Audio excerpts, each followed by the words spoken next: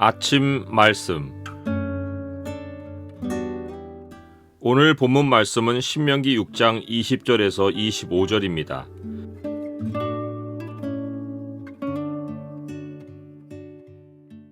오늘 본문을 약속의 창으로 보면 우리가 하나님과 어떻게 연결되고 부모, 아이가 어떻게 연결되어 살아갈 수 있는지가 보입니다.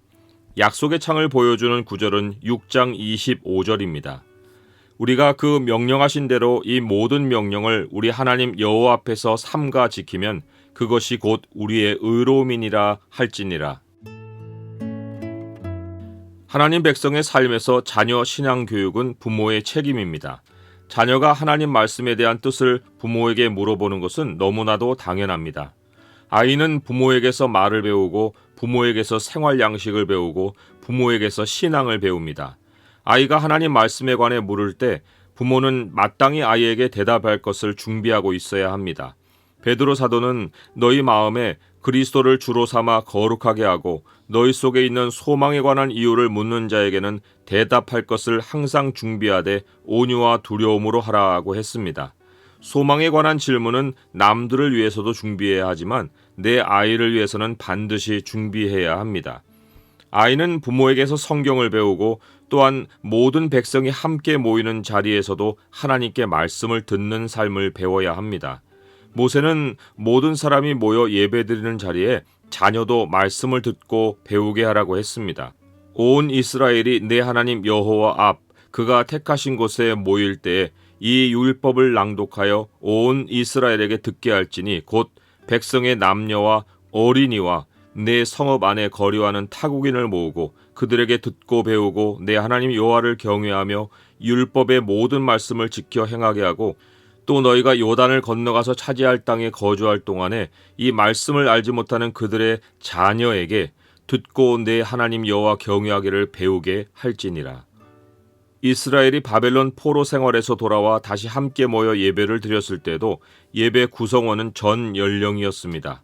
에스라가 하나님의 성전 앞에 엎드려 울며 기도하여 죄를 자복할 때에 많은 백성이 크게 통곡하며 이스라엘 중에서 백성의 남녀와 어린아이의 큰 무리가 그 앞에 모인지라. 아이들이 뭘 안다고 그런 자리에 가느냐고 하겠지만 오히려 뭘 알지 못하기 때문에 더더욱 그들을 예배 자리에 데려와서 예배를 몸으로 익히고 듣고 배우게 해야 합니다. 장년들에게 방해가 된다고 아이들을 따로 떼어내면 주님이 무엇이라고 말씀하시겠습니까? 이미 성경에 사례가 있습니다. 사람들이 예수께서 만져주심을 바라고 자기 어린 아기를 데리고 오매 제자들이 보고 꾸짖거늘 예수께서 그 어린아이들을 불러 가까이 하시고 이르시되 어린아이들이 내게 오는 것을 용납하고 금하지 말라. 하나님의 나라가 이런 자의 것이니라. 요즘 사회적 거리두기를 하며 교회에서 함께 모여 예배드리기가 힘듭니다. 어른들은 온라인으로 예배를 드린다지만 아이들의 신앙은 누가 책임집니까? 주일학교 교역자나 교사들이 아닙니다. 주일학교 제도가 성경시대부터 전해온 줄 알지만 20세기의 사회적 문제로 생겨난 산물입니다. 산업혁명으로 아버지도 어머니도 가정을 놔두고 일에 매이다 보니 아이들이 거리에 방치되는 것을 교회가 돌보며 주일에 교육을 시작한 것이 주일학교의 발단입니다. 그렇지만 그 시대에도 그렇고 지금 서구에서도 주일학교는 예배가 아니라 성경공부 모임입니다. 서구 교회는 온 가족이 예배를 드리는데 어떤 이유로 한국 교회는 부모와 자녀가 함께 드리는 예배가 사라졌는지 모릅니다. 예배는 온 세대가 함께 드려야 어린 세대가 장년 세대의 신앙을 보고 배워 함께 교회를 세우며 교회의 전통을 이어갈 수 있습니다.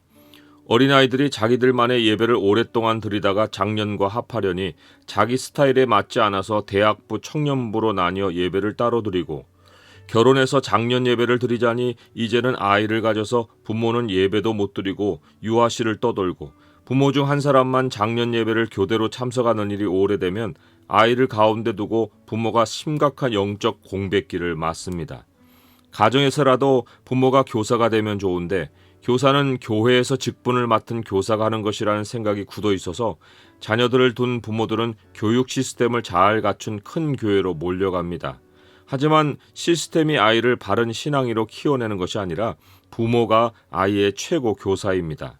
사회적 거리두기 같이 시스템이 붕괴해서 갖는 지금 상황은 반복될 수 있습니다. 상황이 호전되어도 사회적 거리두기가 일상에 그냥 자리 잡을 수 있습니다. 이제는 경각심을 가지고 시스템에 의존하지 말고 부모가 교사가 되어 아이에게 진리를 가르쳐야 합니다. 아이는 어른의 사고와 다르게 이야기를 통해 진리를 잘 받아들입니다.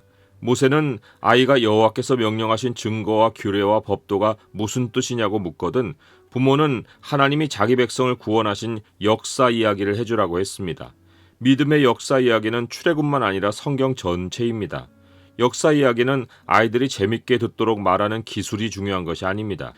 모세는 어떤 이야기든지 세 가지 요소가 그 이야기에 들어있어야 하는 것을 알려주었습니다. 첫째는 약속의 요소입니다.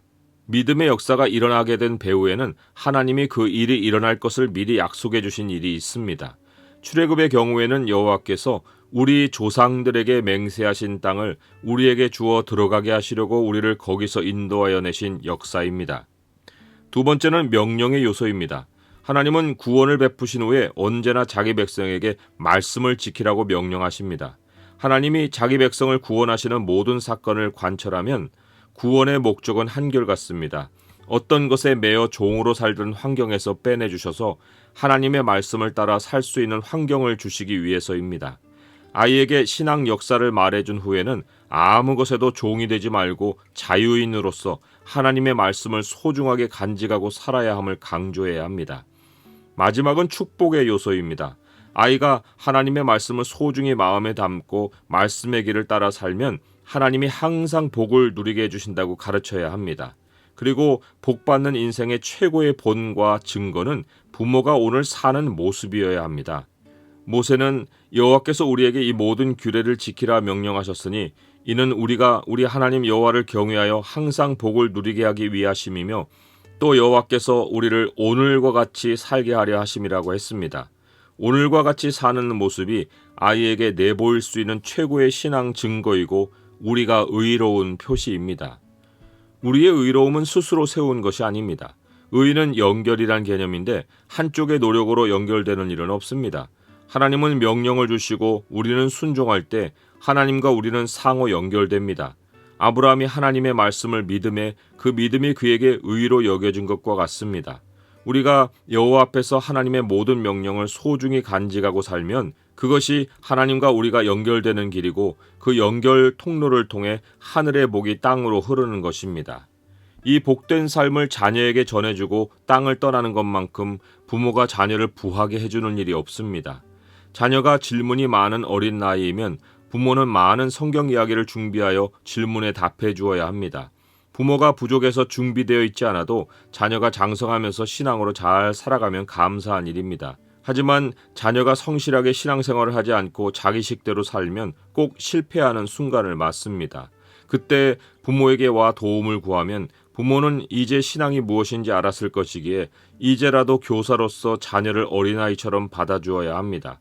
부모가 교사 역할을 하지 못해서 아이가 그렇게 된 것일 수 있으니 꾸중할 일이 아닙니다. 이때가 아이에게 교사 역할을 할 수 있는 마지막 기회라 여기고 하나님의 약속을 심어주고 이제부터라도 하나님 말씀대로 살면 항상 복을 누릴 것이라는 확신을 심어줘야 합니다. 그러하고 나서 세상을 떠날 때까지 자녀를 위해 기도하는 것이 부모가 끝까지 아이에게 교사 역할을 충실히 하고 세상을 떠나는 것입니다. 사람들은 복을 땅에서 얻는 것으로 생각하지만 복은 부모에게서 자녀로 신앙이 전해질 때 하나님이 누리게 해주시는 삶 그 자체입니다.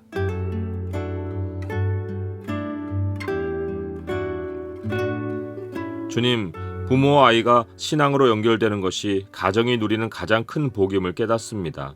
교회에서 부모들의 교사 역할을 회복해 주옵소서. 아이들과 함께 드리는 예배도 회복해 주옵소서. 온 세대가 함께 교회를 세워가게 하옵소서. 예수 그리스도의 이름으로 기도드립니다. 아멘.